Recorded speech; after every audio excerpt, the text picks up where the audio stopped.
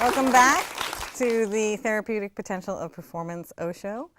I'm pleased to welcome Liz Bentley, who is a psychodynamic therapist as her day job, but in the rest of her time, she's a poet, a comedian, and a mother. And she says that performing keeps her out of trouble. So we're going to hear more about that in a moment. Let's bring her on. Please welcome Liz Bentley.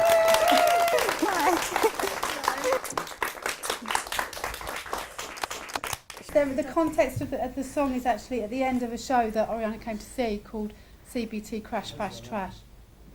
So that's where we go. And I hope the batteries will last out on the cameras as well as the keyboard.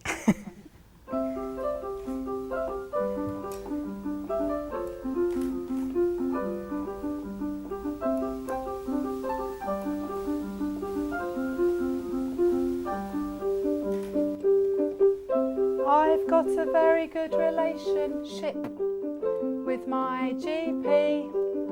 They change all the time, but I don't care who I see.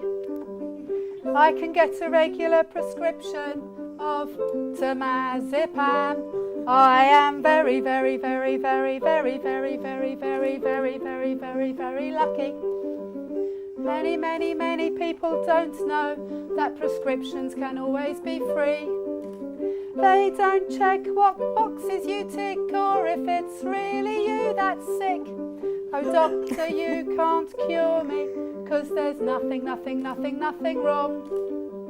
I'm not sick, just bored a bit and needed new material for a song.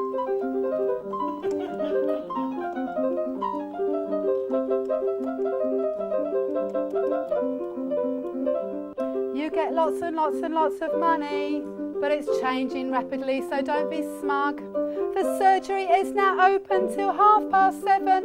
No early breaks, you've got a meeting at 11. The primary care trust were crushing you.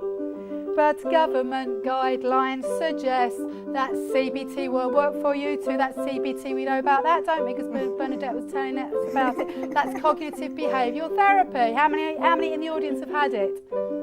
Yes, 1, 2, 3. Did it work? Yes. Did it work? Yes, no? One says yes. For how long ago did you have it? 6 years. Oh, okay.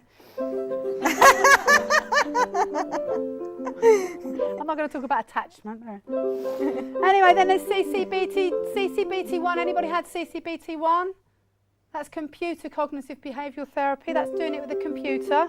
But be careful you don't press the wrong button, because you could end up on a porno site. And it has happened, and you have to be even careful because you could end up on the paedophile register. It has happened in Southwark.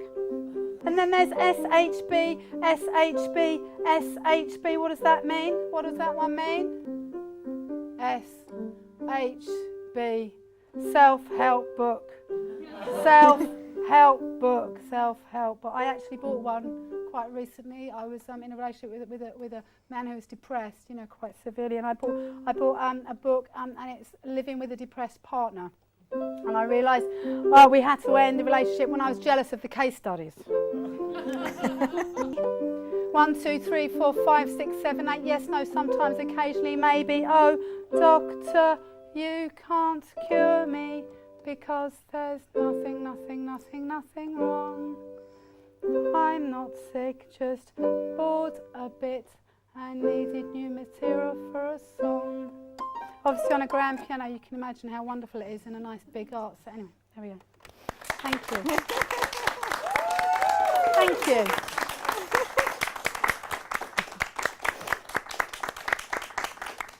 So thanks so much for being here. My first question is, I know your solo show that you toured last year is called Crash Bash Trash. Does it have a subline with that? CBT or can box tick. Can box tick. Or can't box tick. Yeah. Or in Plymouth I found out that CBT is also short for cock and ball torture, which I think, to be perfectly honest, is quite similar to CBT in the way that I learnt it as a therapist. And also compulsive basic training as a motorcyclist. So it can be anything, can't it, really? Let's face it. And the song is obviously quite sarcastic about CBT. Yes, of course. So yeah. yes, I'm wondering what your opinion of CBT is, if Well, it I isn't haven't already really got, clear. do you know what? My opinion of it, it just changes from day to day, minute to minute. I mean, there's horses for courses, isn't there? And I mean, the reason I wrote the show is because as a therapist working in the NHS and having been through so much therapy myself and doing so much training, and then going to have to do CBT training to kind of keep my job, because the NHS nice guys were just saying that depression and anxiety, CBT is the only thing that works. And of course, you know, learning it and all the things that I'd learned was just sort of stripped away, like they weren't interested. I mean, it has changed a lot. I mean, I'm talking, I did this course about, I don't know, 7-8 years ago, and it is changing quite a lot. But you know, it's just so much to do with forms, not interested in dreams, not interested in the unconscious. And I'm just such a, you know, and when you're working with people with schizophrenia, or you know, when voices, people are hearing voices, you know, the voices need to be heard, not just got rid of. And so I really struggled with it. And so I just told everybody that that's what I was doing. And all the patients went, oh yes, I had my CBT, it was great. Yeah, it was great. And I didn't do it. I didn't really do it. I tried a little bit. And I have to do forms now. I still have to do forms because we've got so much forms in NHS. I don't think it matters what therapy anybody's doing. I think it matters the relationship with the therapist. Yeah. You mentioned those voices need to be heard, and I know that you became interested in therapy because you were a volunteer for the Samaritans. Could you tell us a little bit more about that? Yeah, I mean, I went into the Samaritans because somebody told me at a job that that they thought it would be good for me to do, and I think it was probably the first time anybody had said anything that they thought I'd be good at. And so I trotted along, and at the tender age of, I think I was 22, 23, and became a volunteer, and of course realised quite soon that into the process, or as a volunteer, that I was probably more suicidal than the callers. But that didn't actually matter because actually I was able to really help because I could relate. and so that's how. And then I got a job at an abortion clinic, and they were providing training, actually paying for training to be counsellors. And I happened to be in the right place at the time, and they funded my training. And then just before I went into the course, I thought, Liz, actually, you're really pretty fucked up. I think you need to go and see a therapist first. But I didn't. I think it was because I was struggling with relationships. I was with a heroin addict, you know, who I couldn't. It was a real difficult relationship. Been with him a long time. Couldn't get out of it, and I thought, I can't carry on this if I'm going to have a professional career. You know, something's got to give here. And so that's when I started into therapy. Mm-hmm. And how did you choose your therapist? I was at work and I picked up the BAC directory, and I just kind of flipped through the pages. I found one that was near to where I was homeless at the time, by the way, mm-hmm. And near to the place I was sleeping on that person's floor. And so that's how I kind of chose them. And that I knew they needed to be accredited. In the directory it said they person-centred and then psychoanalytical psychotherapy. And I kind of think I must have known that I needed some deep work. You know, I needed remothering, basically. Yeah.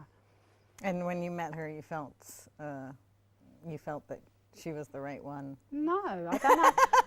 I don't know. I can't remember back. I mean, I met her actually not so long ago, and she said it took her a year to wipe the smile off my face, literally. And I remember because I was disabled as well. I mean, I'd been diagnosed with MS when I was 20. So I went into therapy when I was 27. I was diagnosed with MS and lupus, by the way. I was just taking so much inside my body. And when I went to her, I'd just be like, yeah, and this boyfriend, and he's doing his heroin, and I'm doing this, and I'm going into counselling training, yeah, you know. And then all of a sudden I said, I'm going to see my consultant, and she's like, what consultant? It's like, oh, well, MS, and she's kind of like, fuck, you know, this woman actually is, you know, is really somatising so much here. And of course, you know, then year 3, I think, I had the MS attack from, you know, and I became completely disabled. I couldn't work, I couldn't do anything. And I was you know, it was like, you know, womb-like stuff. I had to be, you know, my attachments with my mother were so poor. And my father, but, you know, my mother, you know, I mean, you know, it was really difficult stuff. And, you know, she was there. She was just there for me. And, you know, yeah, 20 years later, you know, I've got, you know, all these professions and kids and houses and God knows what, you know, cars, God, you know. When I think back to then, you know, I think it worked. I don't know what else could, to be perfectly honest with you. And you described her as holding you. I think Holding. Holding. What do you mean by that? Holding.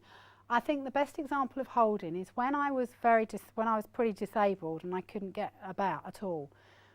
She said to me, if you have to go into hospital, I would try to get a room so that we could still continue our work together.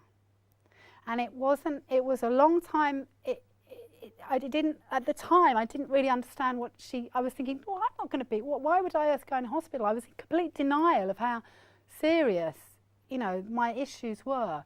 But when I, looking back on that and thinking about how she contained me through all that time, I think that's something I take with me now as a therapist in all my work, that actually just so important to have that concern for people that somebody actually cared. My parents didn't, I told my mother, I got MS. She thought I got a job at Marks and Spencer's. She was very excited. She told everybody in the church, and they got really excited. But she showed me a concern that was a real parental concern that was very, very real and deep, that I had never experienced. Mm-hmm. And now I've got, once I think, having that, I can have that with others. I can have that with my partners and my children and my friends and my patients, all that kind of stuff. Yeah. Was it through therapy that you started to become more creative? Yes, yeah. Absolutely. Oh my goodness. I mean, I always wanted to be creative as a kid. It was my therapist that actually, I don't know how she did it, and I know there's this whole sort of psychoanalytical thing that you don't say anything, but I just remember her talking about the R.E.B.T writing course, and I remember her, and I thought, oh, that sounds good, and off I went to do one of these courses, and I was fortunate to have a really good tutor. And I started writing, and I wrote a novel, and it didn't get published, and the agent that did read the whole thing said to me that it was too personal, and it had too many descriptions of bodily functions for her taste. But anyway, she said she thought it would work better as short stories. So I took, my partner at the time suggested that I go to an open mic sort of spoken word event, took it and read it out at spoken word, and people laughed, to my amazement. It wasn't supposed to be funny. I kind of knew it was, but it wasn't. It was, it was my hellish life. And they laughed, and I got my first paid gig after that. I know a lot of the anecdotes that you use in your material, and as you're saying in your stories, they're quite dark. And yeah, very dark. Yeah.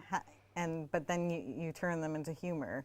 Could you say a bit more about that process, the therapeutic maybe? Yeah. Oh, incredibly. Yeah. It absolutely is. It's a way of sort of dealing with the pain. Yeah. And well, one of my favorite examples is the morbid jealousy. Oh yeah, my first night with him. That's right. Yes, the first night. My first night with him, and I go to bed with him in his house, in his room, and then in the morning he gets up. That's right. He gets up to go, and he's been gone for at least 30 seconds. And I come back and I say, well, where have you been? And he says he's been to the toilet. And I'm so jealous of the toilet that I can't use the toilet for the whole weekend of my stay there. I can't, I have to piss in the sink. Yeah, but not really, that's true. But there is that kind of, and interestingly, in an audience, there's always someone that's got morbid jealousy that they've never recognised. And they're going, yes, that's me. Yeah. Yeah, so something that was quite disturbing actually at the time, to be jealous of the toilet. Yeah, I mean, that was probably a bit of a joke. I think that more in my past, but I think I recognise these things now, and so they don't become morbid, they become funny. And as I was saying when I introduced you, you said that performing keeps you out of trouble. So yeah, what do you mean by that? I'm an exhibitionist. I think I am. I think I've acknowledged it, and I am, and I can't really do much about it. I think when you've had a lot of trauma, as a childhood trauma, there's still something about getting that adrenaline. It's almost like it's there, and actually this is a way of getting it, because it is quite exciting, and I like getting nervous, and I like all that, and it's getting that in a very healthy way. Okay, well, thanks so much for sharing with us. I had a lovely time. Another round of applause for Liz. Thank you. Our next guest is Sam Rumbelow, who has been teaching method acting for 10 years, and he believes that the unconscious mind is the key to creativity and psychological well-being. And he's also, his latest claim to fame is that he was a creative consultant on Gillian Wearing's film Self-Made. We'll be talking a little bit more about that after the break, so stay with us.